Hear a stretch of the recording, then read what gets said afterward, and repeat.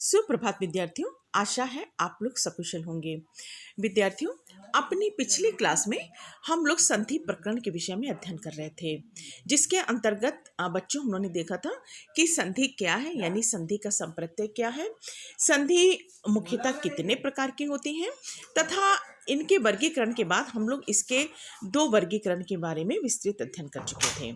यानी कि हम लोगों ने जाना था कि संधि मुख्यतः तीन प्रकार की होती है: स्वर संधि, व्यंजन संधि और विसर्ग संधि। स्वर संधि के सारे भेदों को हम लोग ने विस्तृत रूप से जान लिया था, तथा व्यंजन संधि के बारे में हम लोग अध्ययन कर चुके थे। और हम लोग ने ये देखा था कि व्यंजन संधि जो है वो अपने कुछ नियमों पर आधारित संधि है, जो नियम के अनुसार कार्य करती है। इस संधि को भी हम लोगों ने विभिन्न नियमों के तहत उदाहरणों के द्वारा समझ लिया था। तो विद्यार्थियों, आज उसी क्रम में आगे बढ़ते हुए हम लोग संधि के तीसरे और अंतिम भेद के बारे में अध्ययन करेंगे, यानी कि चर्चा पर चर्चा हम लोग करेंगे विसर्ग संधि के बारे में। तो बच्चों, जैसा कि अभी तक हम लोग पढ़ रहे थे कि स्वर संधि क्या कहती है, विसर्ग संधि क्या कहती है, व्यंजन संधि क्या कहती है, तो आज हम बात करते हैं विसर्ग संधि। तो बच्चों, जैसे कि हम लोग ने ये बात की थी कि व्यंजन के स्थान पर या व्यंजन के साथ जब कोई शब्द या मिले तो उसके कारण जो परिवर्तन होता है व्यंजन संधि होती है। ठीक उसी प्रकार से विसर्ग के स्थान पर या विसर्ग के साथ जब स्वर या व्यंजन के मिलने पर कोई परिवर्तन होता है तो उसे हम विसर्ग संधि कहते हैं। ठीक है, समझ में आई बात? मतलब विसर्ग के स्थान पे भी और विसर्ग के साथ दोनों ही मतलब कंडीशन है। देखिए यहाँ पे इसको तुरंत एक उदाहरण से हम लोग समझ लेते हैं। जैसे कि हमारा शब्द है मनोरथा, है ना बच्चों। अब जैसे जब हम इसका विच्छेद करते हैं तो हम ये देखते हैं कि हमारा शब्द तैयार होता है मना धन रथा।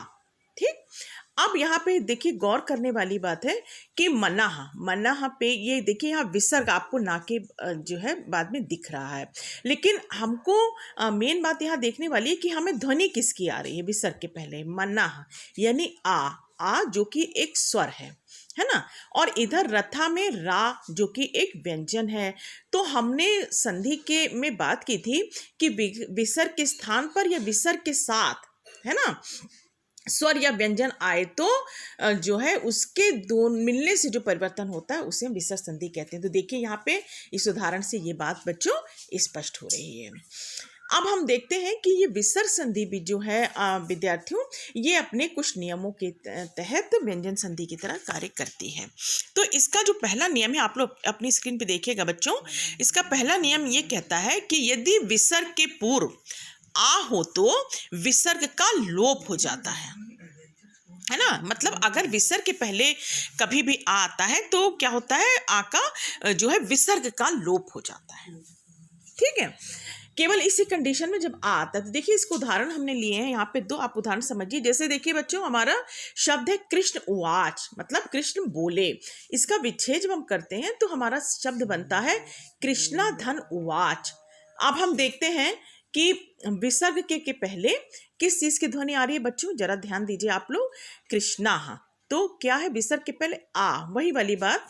तो आ, जैसे कि हमने ये कहा कि विसर्ग के पूर्व यदि आ हो तो विसर्ग के पूर्व आ की ध्वनि आ रही है, यानी आ है, तो क्या हो जाएगा, विसर्ग का लोप हो जाएगा और शब्द वैसे का वैसा हो जाएगा, यानी कि कृष्ण उवाच।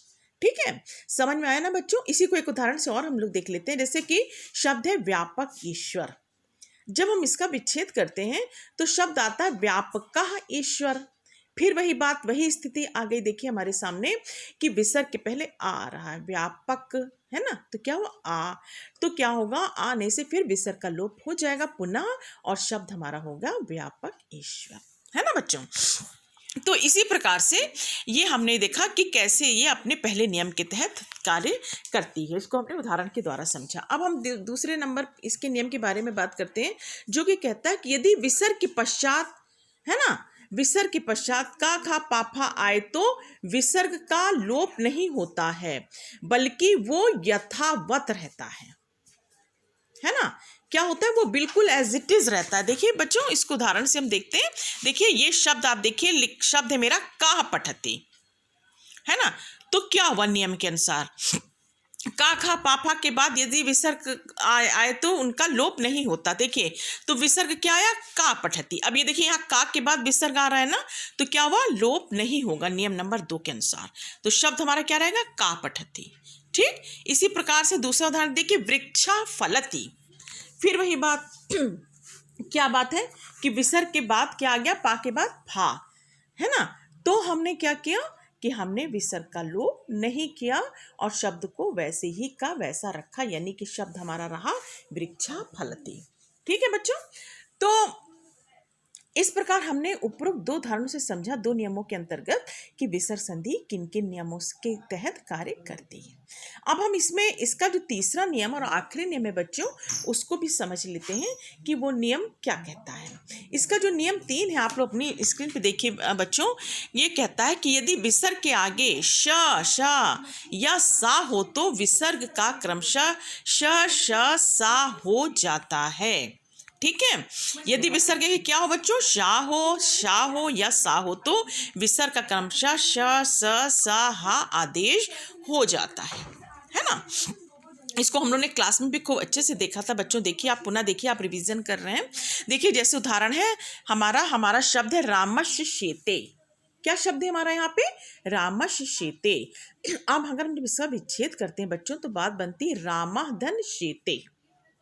अब हमने क्या कहा कि अगर शा, सा या आ के बाद विसर्ग का क्रमशः शा, सा हो जाता, तो यहाँ जो विसर्ग है ना, रामा, इसका क्या हो जाएगा, क्रमशः शा हो जाएगा। ये देखिए, शा आदेश हो गया, तो शब्द हमारा बन गया रामश्येते, है ना। ठीक है बच्चों, इसी प्रकार से इसको हम एक और उदाहरण के द्वारा समझ लेते हैं। जैसे हमारा शब्द है निसंतान, मतलब है ना, संतान के बगैर। तो जब हमने इसका विच्छेद किया बच्चों, तो शब्द बना हमारा निधन संतान। क्या बना, निधन संतान।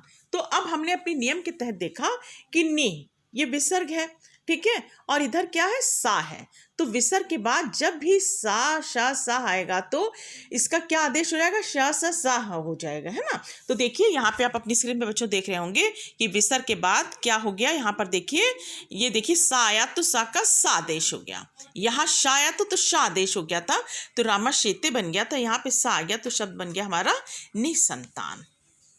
ठीक है, तो बच्चों, आज की क्लास में हम लोगों ने देखा कि विसर्ग संधि कैसी संधि है ना, वो किस तरह के काम करती है, विसर्ग संधि किसे कहते हैं, है ना, इनके नियम कौन कौन से हैं। देखिए, विसर्ग संधि को पहले हमने जाना, फिर इनके नियमों को जाना, विभिन्न उदाहरण के द्वारा हम लोगों ने इस चीज़ को देखा। तो बच्चों, हम आशा करते हैं कि आज की क्लास में जो हम लोगों ने विसर्ग संधि के विषय में अध्ययन किया, वो आपको पूर्णतः समझ में आया होगा और पुनः सभी चीज़ें आपको नियम और उदाहरण सहित स्पष्ट हुई होंगी। तो विद्यार्थियों, अपनी आगे की क्लास में हम लोग अगले प्रकरण के विषय में अध्ययन करेंगे। धन्यवाद।